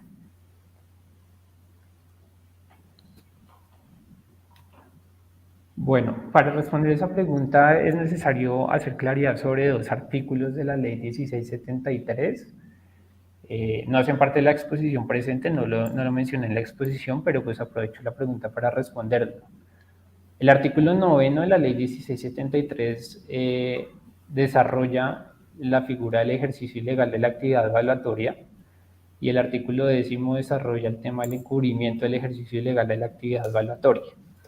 Entonces, el ejercicio ilegal de la actividad evaluatoria se produce normalmente cuando una persona que no tiene RA ejerce el oficio evaluatorio, es decir, no está debidamente acreditado como un evaluador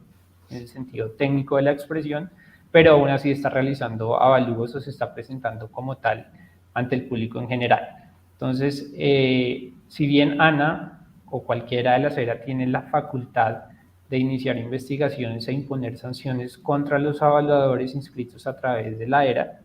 no tiene la facultad de sancionar ni de investigar el ejercicio ilegal de la actividad evaluatoria cuando se produce frente a una persona que no posee el registro. En este caso, el ente competente es la Superintendencia de Industria y Comercio, no es ANA. Entonces, en ese caso, la respuesta a la inquietud de la persona estaría respondida en el sentido de que en caso de que tenga conocimiento de que una persona o, bueno, determinado individuo está ejerciendo la actividad sin contar con el registro, se acerque ante los canales de atención dispuestos por la Superintendencia de Industria y Comercio, eleve la correspondiente denuncia ante el ente de control, junto con los documentos que considere pertinentes para soportar esa acusación, y eventualmente será la Superintendencia de Industria y Comercio la entidad competente para adelantar ese tipo de investigaciones e imponer las sanciones respectivas a las que considere que hay lugar. Doctora Alexandra, ¿nos quiere aclarar algo más? Sí, en este punto es muy importante para todos los presentes que nosotros, de todos los casos que nos ponen en conocimiento automáticamente, nosotros ponemos la queja directamente ante la Superintendencia de Industria y Comercio. 2, que el evaluador es una persona fundamental en este punto para la lucha contra el ejercicio ilegal. y es que el evaluador está directamente en el mercado, está directamente trabajando con los usuarios y con los demandantes de avalúos. Entonces, es fundamental que los evaluadores colaboren, es una obligación que tienen, pero también es una herramienta fundamental, y es que colaboren con colocar las denuncias pertinentes. De todas formas, nosotros a través de los diferentes gremios y de los diferentes evaluadores que, digamos, colaboran con nosotros, estamos pendientes de esos ejercicios ilegales que se presentan y en hacer las aclaraciones correspondientes cuando se presenten. Pero la invitación es a que el evaluador tome un papel más activo en frente al ejercicio ilegal, porque es que hay que entender que los avalúos se realizan en todos los departamentos del país y casi que en todos los municipios del país. Entonces, hacer una revisión completa de todo el mercado evaluatorio es muy complejo. En cambio, cada vez que ustedes se vean un ejercicio ilegal, es mucho más fácil documentar la información. ¿Para qué? Para que la superintendencia pueda actuar. Bienvenidos a poner la queja, como lo indica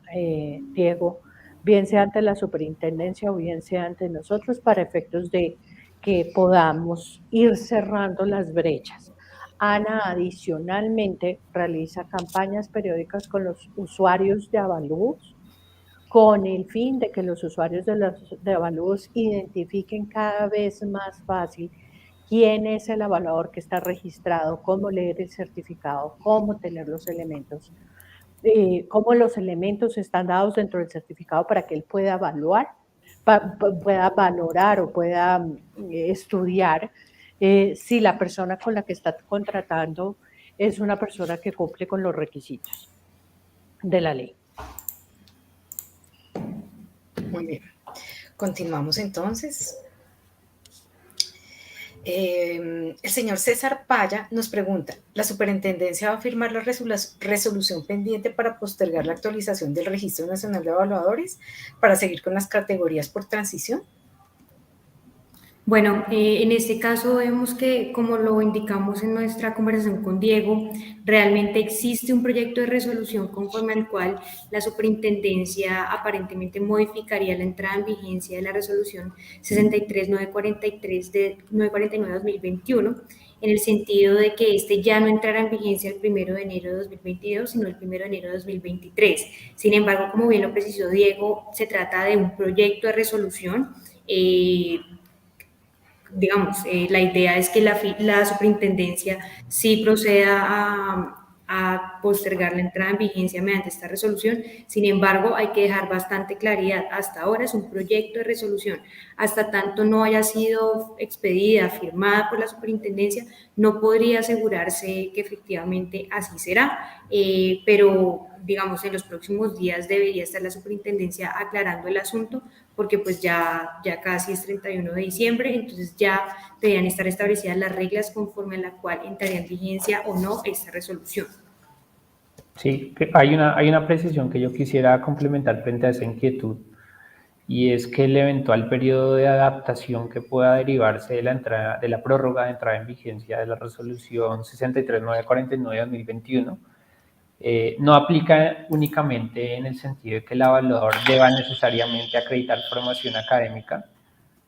para soportar su inscripción en el RAP. También aplica, por ejemplo, para los evaluadores que deseen prorrogar el certificado de personas que tengan el tiempo y tengan las facultades para realizarlo, teniendo en cuenta que esos procedimientos de prórroga implican que la persona primero pues deba cancelar un monto de dinero. Ese examen que le realizan las entidades certificadoras, pues digamos que tiene unas fechas establecidas por ellas internamente para el desempeño de esas actuaciones. Entonces es importante que, independientemente de la vía que el evaluador desee seguir o de la decisión que tome en su caso particular, tenga claridad de cualquiera de los dos procedimientos, pues tienen unas etapas que se deben seguir en el tiempo y que se deben ser adelantadas, digamos que de manera pertinente ante cada instancia que será considerada como idónea. Además de eso, en el caso, por ejemplo, independientemente que sea régimen académico o prórroga del certificado o actualización de ese certificado de personas, es importante que el evaluador sepa que, independientemente de cualquiera de las vías que utilice, tiene que presentar ante la entidad esos documentos como soporte, es decir, tampoco funciona de manera automática que si yo prorrogo mi certificado ante el RNA o ante Saber Lonjas, o si yo me formo de manera autónoma ante una entidad, ante una institución de educación superior o ante una institución para el trabajo y el desarrollo humano, en cualquiera de los dos escenarios tengo que dirigirme a la ERA y presentar ese tipo de soportes, digamos, para que queden en el repositorio del sistema y la ERA tenga conocimiento de ello. No funciona de manera automática de que yo prorrogué y hasta ahí llegó, digamos que mi obligación, porque el registro, y creo que se mencionó también en la parte inicial de la conversación,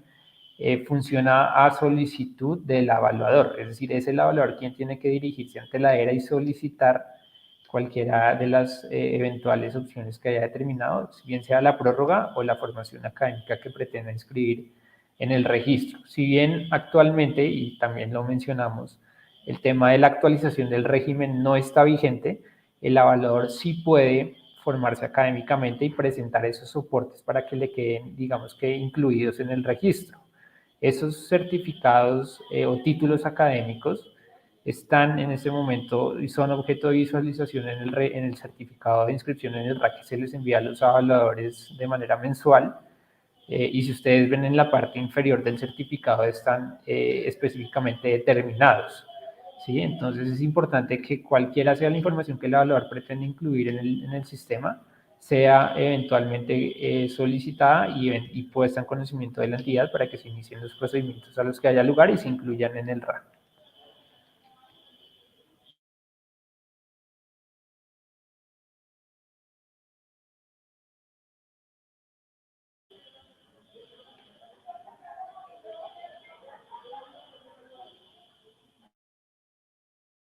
Discúlpenme que les hablé con el micrófono cerrado, qué pena.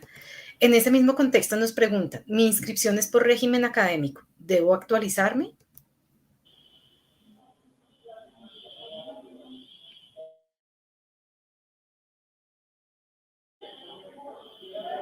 ¿Me están escuchando ahí? Les repito la pregunta. No lo escuchamos, doctor Álvarez. Les repito la pregunta. Mi inscripción es por régimen académico. ¿Debo actualizarme?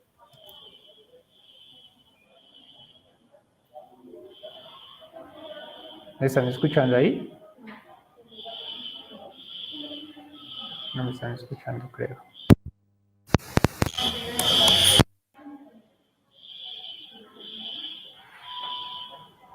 ¿Me escuchan ahí? Ahí te escuchamos. Sí, qué pena. ¿Me puedes repetir? Tengo inconvenientes de Ok. conectividad. Repito la pregunta. Mi inscripción es por régimen académico. ¿Debo actualizarme? Actualmente, la inscripción por régimen académico no le impone al evaluador la carga de mantener actualizados los conocimientos, es decir, una vez acreditó ante la entidad su formación académica y fue inscrita en el registro o inscrita en el registro, digamos que de ahí para adelante no tiene la obligación de actualizar esa información o esos conocimientos. Eso está en el estado actual de las cosas, sin perjuicio de que en el futuro pues, pueda existir una norma que lo obligue a mantener esos certificados o esas certificaciones académicas actualizadas o a someterse a algún tipo de validación de conocimientos, pero en el estado actual de las cosas no existe una obligación tendiente a eso dentro del régimen académico por ahora. Doctores, independientemente de que no exista una obligación, creo que todos ustedes que son expertos en la materia y que llevan muchos años ejerciendo saben que el mejoramiento continuo es fundamental en el ejercicio de cualquier profesión. El mantenerse actualizado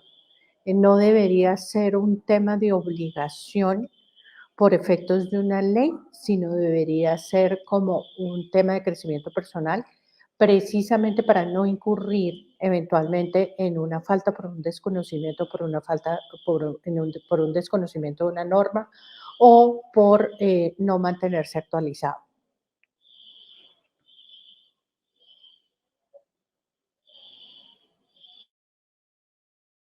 Perfecto. Bueno, continuamos aquí con las inquietudes. Nos dicen, por ejemplo, la llamada Lonja de Colombia ofrece formación en avalúos.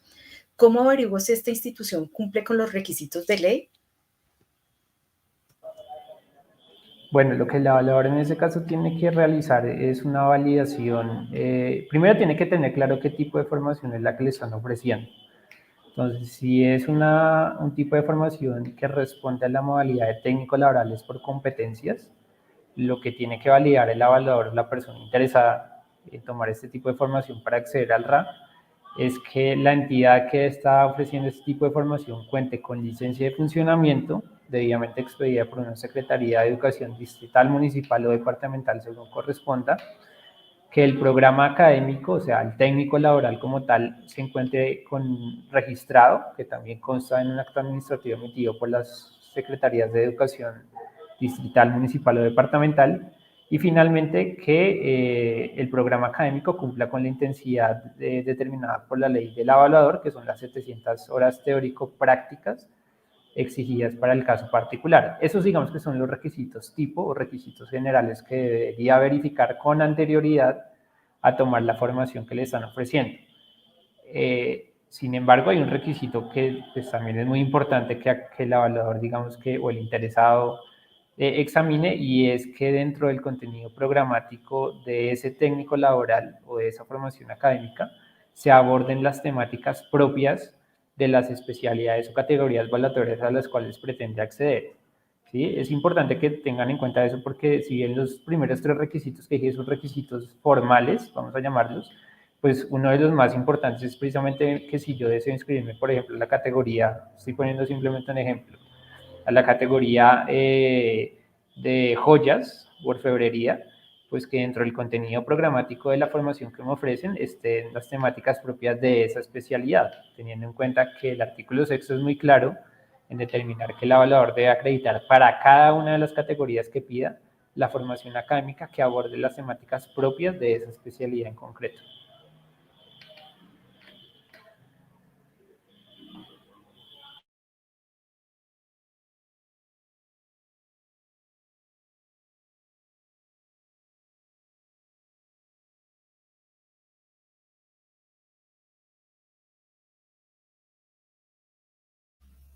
¿Me escuchan?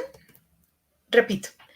algunas lonjas le dicen pague tanto y nosotros se lo avalamos. ¿Qué hacer ante esa lonja, por favor?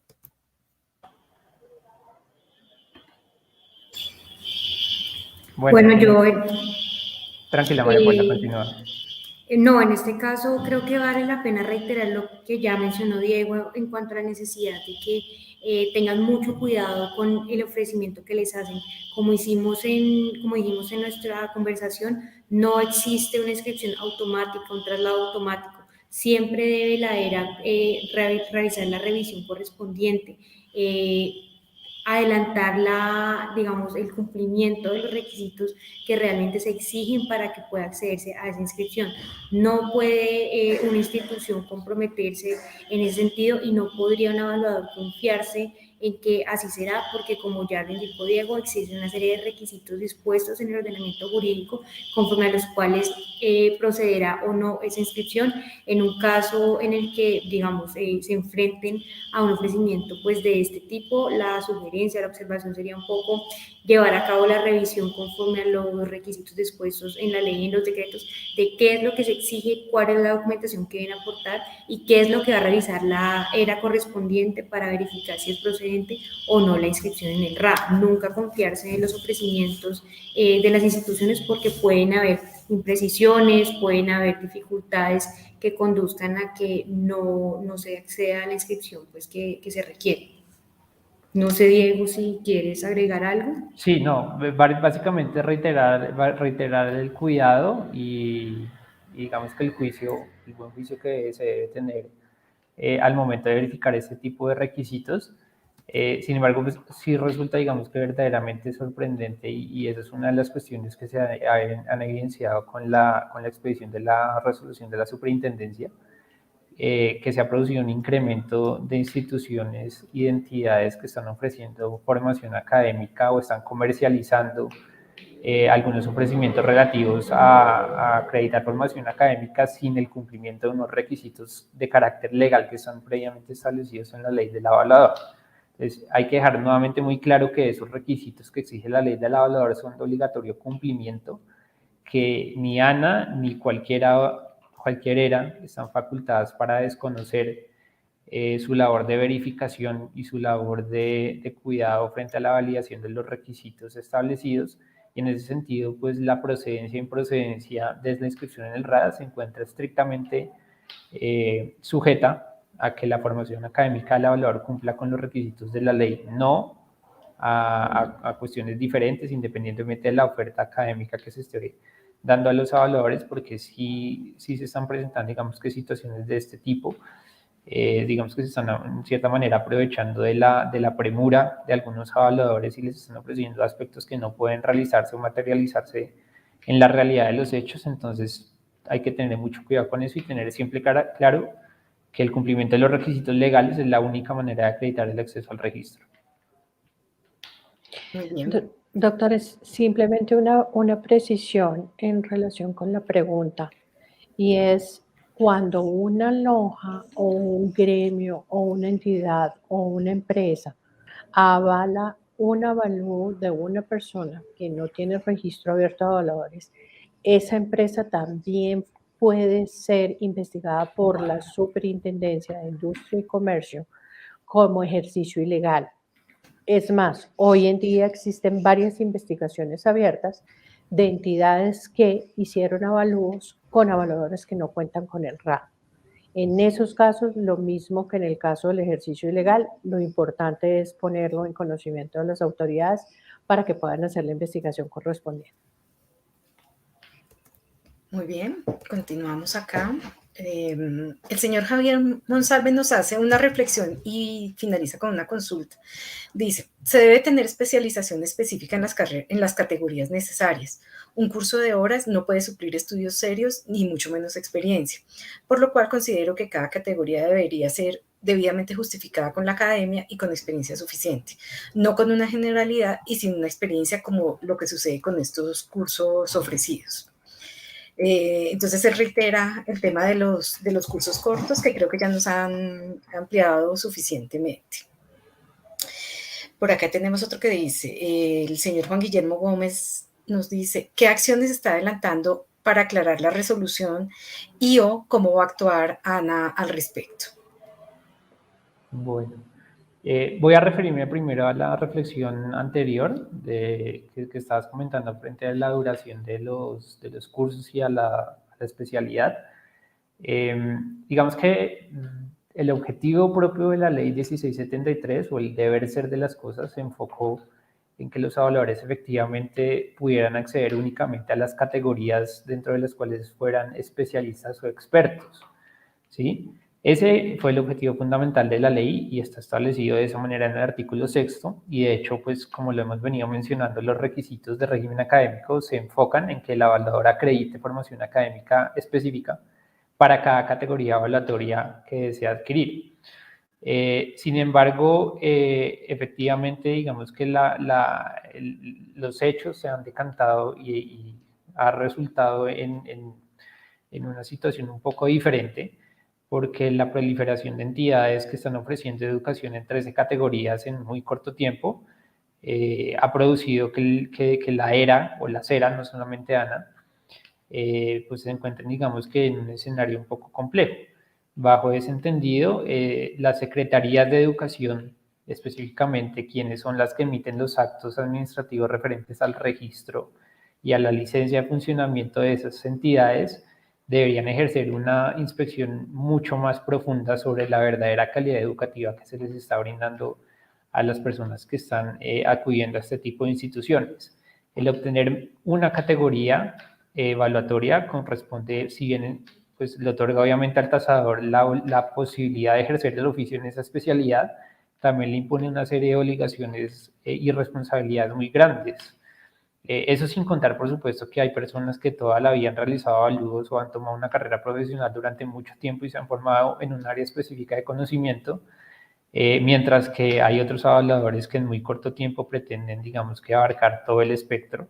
Y el mensaje no es, en general, que el evaluador que más categorías tenga es mejor evaluador que el que tenga menos, precisamente porque lo que se busca es que lo que el evaluador tenga es lo que efectivamente sabe hacer y lo que efectivamente debe demostrar ante el mercado evaluatorio ante sus clientes, de manera que si bien el objetivo fue especializarse, sí se ha, digamos, distorsionado un poco frente a este tema, y esto sumado con el deficiente control de algunas secretarías de educación en términos de calidad educativa, pues han conllevado a ese supuesto de hecho que plantea la persona que elevó el interrogante. Y frente a la segunda pregunta o inquietud referente a qué se ha hecho para efectos de clarificar el contenido de la resolución, es importante mencionar que efectivamente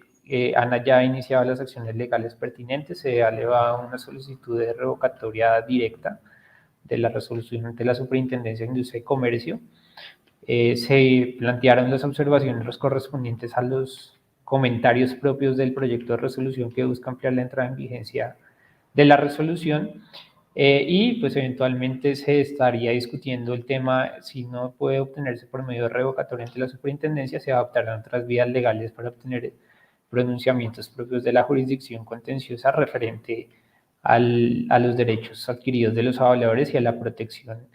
por la que ANA siempre ha velado y que consideramos que debe ser respetada por la Superintendencia de Industria y Comercio y por cualquier otra entidad o persona interesada en ello.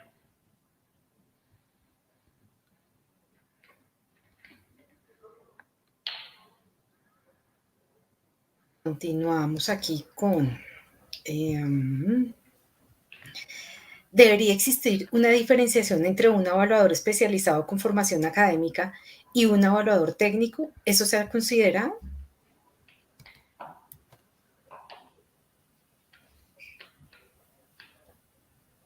En este momento, como los requisitos, digamos, para acceder al registro están determinados, nuevamente lo reitero, por la Ley 1673 de 2013, la obligación que tiene la ERA al encontrar validados todos los conocimientos específicos es inscribir al evaluador independientemente de la modalidad de formación que haya tomado, es decir, independientemente si lo adquirió por medio de una formación de educación superior como una carrera técnica o por medio de un programa técnico laboral por competencia. Eso digamos que es el aspecto formal que en este momento está rigiendo en el sistema de autorregulación y frente al cual la ERA, con las normas actuales y con las herramientas que tiene actualmente,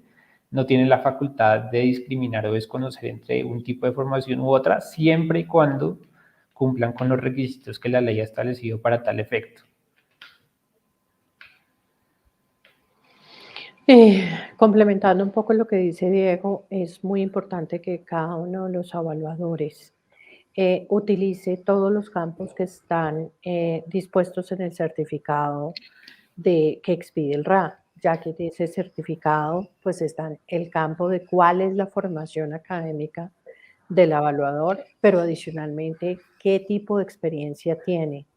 en el mercado, que podría ser la fórmula de diferenciar de diferenciarse dentro del mercado, amén de otro tipo de diferenciadores que hay, como son los certificados de personas y las certificaciones especiales.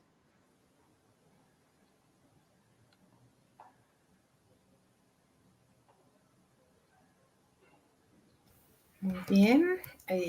Tenemos otra que dice, ¿cómo proteger la legalidad de los evaluadores frente a quienes no están inscritos, especialmente en tribunales y demás temas con criterios específicos? ¿Debe ser obligatorio exigir el registro? Bueno, esto va relacionado con el tema del ejercicio ilegal que hablamos anteriormente,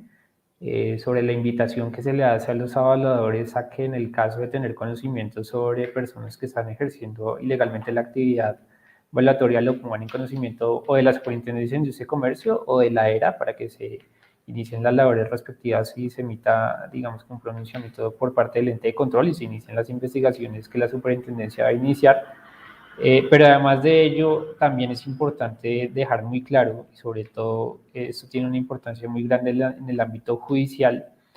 que en la actualidad hay muchos juzgados y en general digamos que hay muchas entidades también administrativas con funciones jurisdiccionales que aún desconocen la obligatoriedad de los evaluadores de encontrarse inscritos en el RA. Entonces, esta labor, si bien, digamos, ha sido adelantada por parte de ANA, se han dado charlas, se han, digamos, difundido la obligación de encontrarse inscrito en el RAP para evitar inconvenientes y posibles nulidades, por ejemplo, dentro de procesos administrativos o judiciales. Sí es claro que el certificado de inscripción en el RAC como el documento reconocido por el decreto 556 como el único documento probatoriamente idóneo para acreditar esa condición, sea presentado por los evaluadores inscritos en el RAC y este documento a su vez pues le da claridad al despacho judicial sobre cuál es el campo de acción del evaluador y los demás datos que deben estar contenidos en el certificado. Entonces, por una cuestión incluso de buenas prácticas, se considera que la presentación de ese certificado es procedente ante las autoridades que lo requieran y si es necesario, digamos, que fortalecer esa difusión del mensaje relativo a cuáles son las condiciones necesarias para que una persona pueda realizar avalúos en Colombia y que los certificados de inscripción constituyan el soporte que las entidades judiciales deban solicitar en todos los casos para validar que el evaluador efectivamente está capacitado para desarrollar el encargo evaluatorio de su cargo. Doctora Alexandra, me encantaría invitarla a que nos cuente más allá de la parte legal, que por supuesto la pregunta está un poco enfocada hacia los jueces. Nos encantaría que les contemos un poco cuáles son las campañas que estamos generando en este momento para complementar el resto de brazos que son igualmente importantes como los jueces y como las cámaras de comercio y etcétera, por favor. Doctores, nosotros adelantamos diversas campañas y una de las líneas de comunicación que hemos mantenido activa siempre es con el Consejo Superior de la Judicatura. El tema de cómo hacer obligatorio es fundamental que ustedes tengan en cuenta que la ANA le ha promulgado que la solicitud del certificado no es un tema voluntario. Todos los jueces de la República tienen que contar al momento de contratar o de designar a un evaluador, deben consultar el registro de evaluadores y validar que el evaluador se encuentra debidamente inscrito, porque de lo contrario, ellos entran en una falta disciplinaria frente a su labor como jueces. Y es que en estricto sentido estarían incumpliendo precisamente con la ley del evaluador que establece que las entidades deben consultar el registro y deben decretar las pruebas con evaluadores registrados.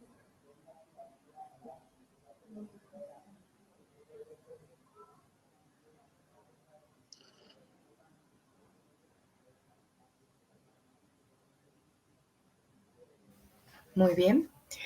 Por acá nos hacen una pequeña reflexión, no es tanto pregunta, sino reflexión. Nos preguntan, doctora Alexandra y doctores, los tres, ¿por qué la superintendencia no oficia a la rama judicial directamente para que los jueces tengan pleno conocimiento?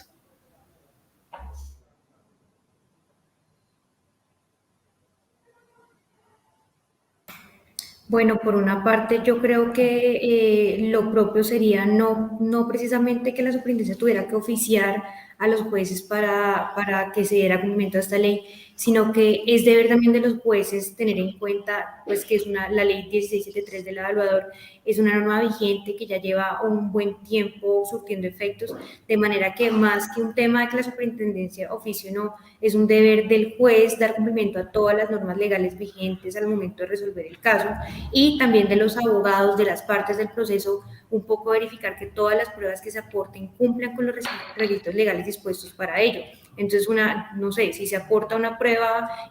por la parte demandante, un dictamen pericial, y se requiere que quien lo rinde se encuentre inscrito en el RA, es deber también del lado contraparte un poco verificar el cumplimiento de los requisitos de la prueba, y en ese caso, si verifica que no se cumple